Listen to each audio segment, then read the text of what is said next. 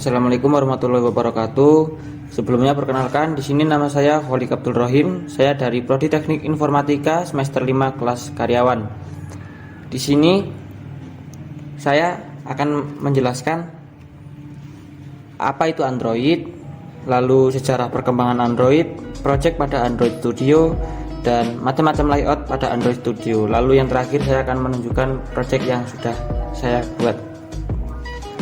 Dan video ini dibuat guna untuk memenuhi tugas UTS Mobil Programming 1 dosen pengampu Ibu Ratnasari MKom.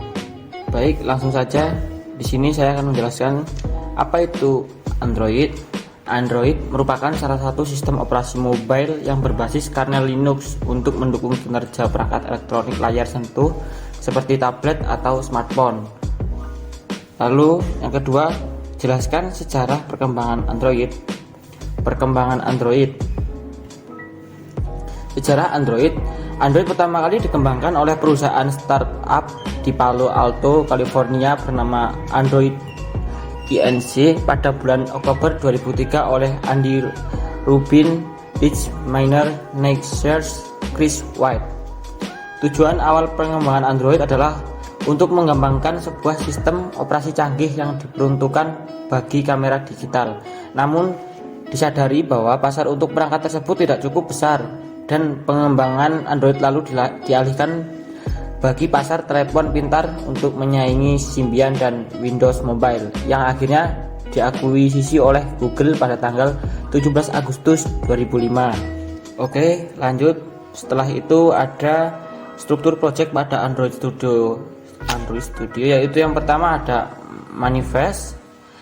Android Manifest XML, ini file yang ini digunakan untuk melakukan beberapa pengaturan seperti nama aplikasi, icon aplikasi, theme style, user permission, lalu activity. Dan yang kedua yaitu ada Java. Java itu berisi perintah-perintah yang berinteraksi menggunakan bahasa pemrograman Java yang di dalamnya terdapat package dan kelas-kelas activity Java yang digunakan dalam aplikasi. Lalu setelah itu ada REST. REST itu ada drawable. Drawable itu folder yang digunakan untuk memasukkan gambar pendukung aplikasi yang dibuat. Lalu ada layout, digunakan untuk pengaturan layout atau interface pada aplikasi Android yang dibuat. Lalu ada map, yaitu folder ini digunakan untuk memasukkan gambar berupa icon. Setelah itu ada values. Contoh color XML ini file ini berisi kode-kode untuk pengaturan warna-warna status bar, teks ataupun lainnya. Setelah itu ada string.xml digunakan untuk pengaturan teks-teks aplikasi yang dibuat. Lalu ada themes. File ini berisi tema dasar dari aplikasi Android. Setelah itu yang terakhir ada Gradle.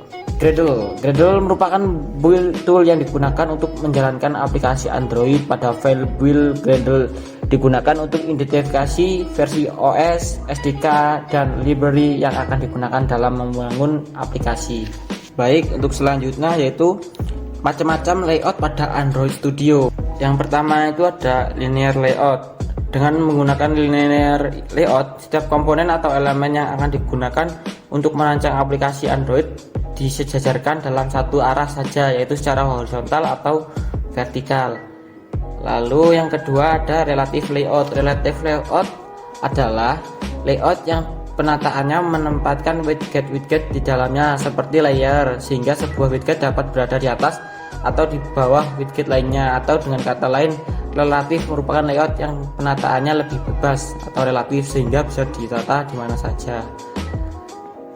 Untuk yang selanjutnya, yang ketiga ada constraint layout. Pada constraint layout, setiap view memiliki tali atau constraint yang menarik tiap sisinya, yang mana tali tersebut bisa diatur elastisitas, margin, dan sebagainya. Tali tersebut wajib diikatkan pada anchor point atau suatu titik yang dapat berupa sisi dari parent layout, view line, ataupun titik bantu atau helper yang bisa kita buat sendiri.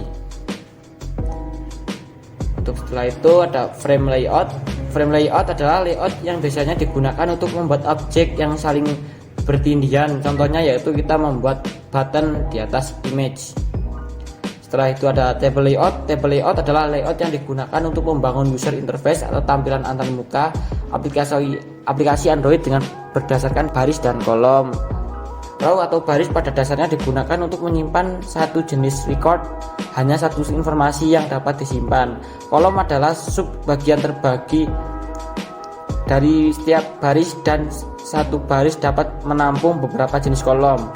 Setiap kolom terdiri dari jenis informasi yang berbeda mengenai baris tersebut. Setelah itu ada scroll view. Scroll view adalah layout yang dapat digeser. Baiklah, untuk penjelasan Android sendiri cukup sampai di sini dulu. Setelah ini saya akan menunjukkan project yang sudah saya buat.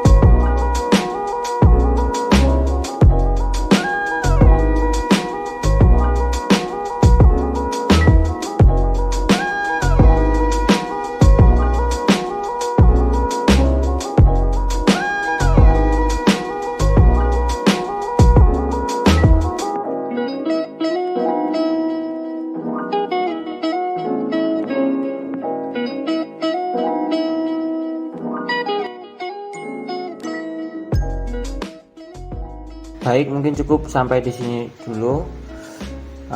Kurang lebihnya saya mohon maaf yang sebesar-besarnya. Setelah itu akhir kalam, wassalamualaikum warahmatullahi wabarakatuh.